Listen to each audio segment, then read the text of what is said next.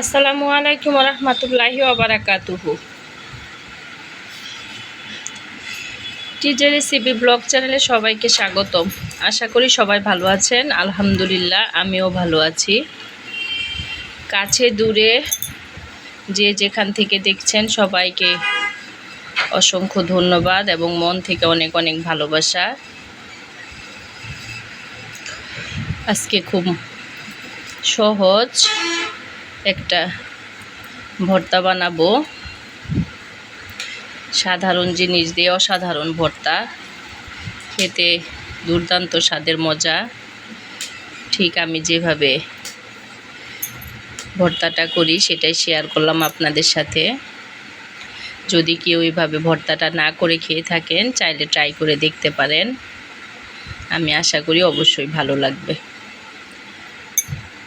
তো পুঁই পাতাগুলো আমি খুব সুন্দর করে বেছে আগে পরিষ্কার করে ধুয়ে ডালায় নিয়ে পানি ঝরিয়ে নিলাম। তারপরে একদম মিহি কুচি করে শাকগুলো আমি মিহি করে ঝুরি করে কেটে নিলাম। নিয়ে তারপরে এখন কিভাবে কি করব, এজন্য সুন্দর এই ভর্তাটা দেখতে চাইলে ফুল ভিডিও জুড়েই কিন্তু আমার সঙ্গে থাকতে হবে। আর কিভাবে এত সুন্দর ভর্তা বানালাম, সুন্দর সুন্দর টিপস শেয়ার করব আপনাদের সাথে। এজন্যই পুরো ভিডিওর সাথেই কিন্তু থাকবেন অবশ্যই, আমি আশা করছি। তো পুঁই পাতাটা কিন্তু রেডি, কেটে ধুয়ে পরিষ্কার করা। এখন আমি এখানে 1 টেবিল চামচ কালি জিরা ভেজে নিলাম। চুলাটা লোড়ছে একটু বেশি রেখে সুন্দর করে নেড়ে চেড়ে কালি জিরাটা মুচমুচে করে ভেজে নিলাম। নিয়ে তারপরে কালি জিরাটা আমি কিসের সঙ্গে অ্যাড করব সেটাই দেখতে পাবেন অবশ্যই। আর যারা এই পর্যায়ে এসে এখন একটা লাইক দেননি, প্লিজ ছোট্ট করে একটা লাইক দিয়ে দিন। কারণ দেখা যায় অনেক সময় ভিডিও ফুল ওয়াচ হয়ে যায় কিন্তু লাইক দিতে আমরা ভুলে যাই। এজন্য মনে করিয়ে দিলাম, ছোট্ট করে একটা লাইক দিয়ে অবশ্যই ফুল ভিডিওটা কন্টিনিউ করুন। তো এই যে এখন সেই একদম ঝুরি করে কেটে নেওয়া পুঁই পাতাগুলো আমি একেবারে শুকনো কড়াই চুলায় দিয়ে গরম করে সেখানে দিয়ে দিলাম। কোনো প্রকার তেল বা পানি কিন্তু অ্যাড করিনি আমি। প্যানটা গরম হওয়ার পরে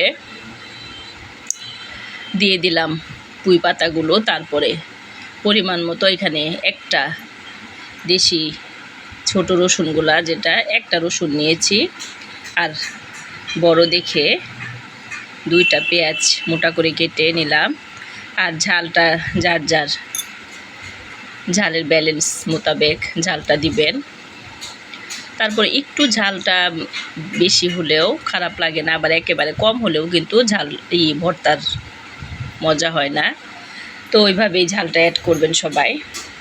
তো এই যে এখন আমি খুব সুন্দর করে এগুলি সব একসাথে মিশিয়ে নিব।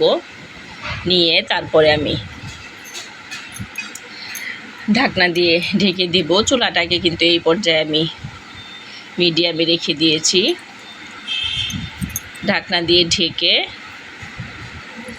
দিলাম।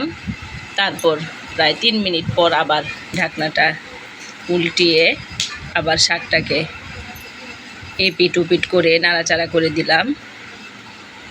কোনো প্রকার কিন্তু পানি বা তেল অ্যাড করিনি, শাকের গা থেকে পানি ছেড়েছে। এবং এই যে দেখে কিন্তু বুঝতেই পাচ্ছেন শাকের গা থেকে পানি ছেড়ে শাকটা একদম মোলাম হয়ে এরকম ভিজা ভিজা হয়ে গেছে। তো এই পর্যায়ে আমি আরও 1 মিনিটের মতো ঢাকনা দিয়ে ঢেকে দিব। তো 1 মিনিট পরে আবারও ফিরে আসলাম। তো এই যে শাকের গা থেকে একেবারেই পানি টেনে খুব সুন্দর করে কিন্তু শাকটা তেল পানি ছাড়াই ভাজা ভাজা করে নিলাম আমি। তো এই যে পানি কিন্তু কোনো প্রকার পানি বা তেল অ্যাড করিনি, না করাতেও সুন্দর করে কিন্তু শাক, রসুন, পেঁয়াজ, কাঁচামরিচ সব আমার সিদ্ধ হয়ে গেছে। তো এখন আমি এটাকে যে কালিজিরাগুলো গুঁড়া করে নিয়েছি আমি, তারপর এখন এই ভেজে নেওয়া শাক, রসুন, পেঁয়াজ, কাঁচামরিচ সব সুন্দর করে কালিজিরার সাথে বেটে নিব। কিন্তু শাকটাকে আমি একেবারে মিহি পেস্ট করব না, একটু মানে আড়াবাটা মানে সাবা সাবা একটু রাখবো, রেখে কালিজিরার সাথে আমি মিশিয়ে নিব। তো যারা এইভাবে কালিজিরা দিয়ে পুঁইশাক ভর্তা না খেয়েছেন, আমি বলবো একবার হলেও ট্রাই করে দেখবেন। খালি পুঁই পাতার ভর্তা মাছ দিয়ে একরকম মজা, মাছ ছাড়া একরকম মজা, আর কালিজিরার সাথে পুঁই পাতার ভর্তাটা অন্যরকম লেভেলের একটা স্বাদ হয়। খাবারের পরেও হাতে থেকে প্রায় ঘন্টাখানিক কি সুন্দর যে একটা কালিজিরা স্মেল আসে, খালি হাতে থেকেও। করে খেয়ে দেখতে পারেন। আমি তো করার পরেই, খাওয়ার পরেই ভয়েসটা দিলাম আপনাদের সাথে। খুব মজাদার একটা ভর্তা, কালিজিরার সাথে পুঁই পাতার কম্বিনেশনটা। তো এই পর্যায়ে কিন্তু আপনারা চাইলে এইভাবেও ভর্তাটা কাঁচা পেঁয়াজ দিয়ে তারপরে সরিষার তেল দিয়ে হাত দিয়ে মেখে খেতে পারেন। ওইভাবেও ভর্তাটা তৈরি করা যায়, কিন্তু আমি বলবো যে ওইভাবে না করে এইভাবে আবার সরিষার তেল প্যানে দিয়ে ভর্তা পরিমাণ বুঝে তেলটা প্যানে গরম করে তারপর একটু ওই যেরকম ফোড়ন দিয়ে নেবেন। এই ফোড়ন দেওয়ার কারণে ভর্তার মজাটা অন্যরকম লেভেলের স্বাদ হয়।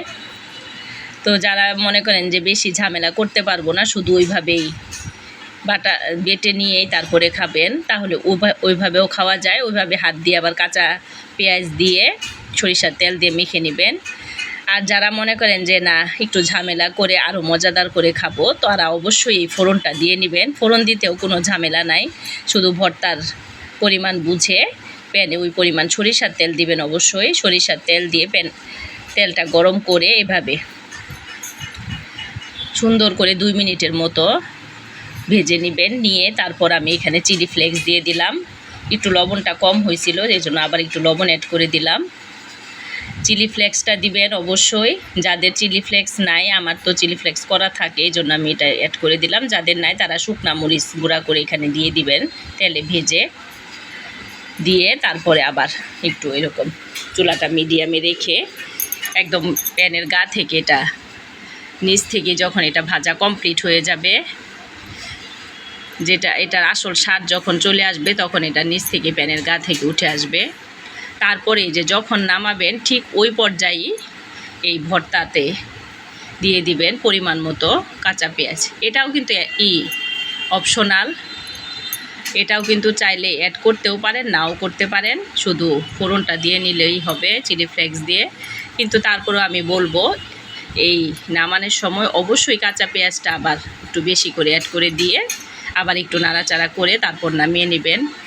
তাহলে কি যে মজার একটা দুর্দান্ত স্বাদের একটা ভর্তা হয়। যারা ট্রাই না করেছেন এভাবে কালিজিরা দিয়ে পুঁই পাতা, অবশ্যই ট্রাই করবেন, আমি আশা করছি। তো আর খাওয়ার সময় যে এরকম লেবুকে পাতলা পাতলা স্লাইস করে কেটে নিয়ে ভাতের সাথে লেবুর খোসাটা সহ দিয়ে এই ভর্তাটা খেয়ে দেখতে পারেন।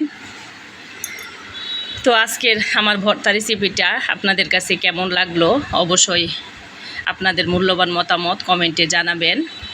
আর যদি আমার রেসিপিটা বেশি ভালো লেগে থাকে, চাইলে কিন্তু ফ্যামিলি অ্যান্ড ফ্রেন্ডসের সাথে শেয়ার করে দিয়ে তাদেরকেও দেখার সুযোগ করে দিতে পারেন। তো আজকের মতো এখানে বিদায় নিলাম। আসসালামু আলাইকুম ওয়া রাহমাতুল্লাহি ওয়া বারাকাতুহু।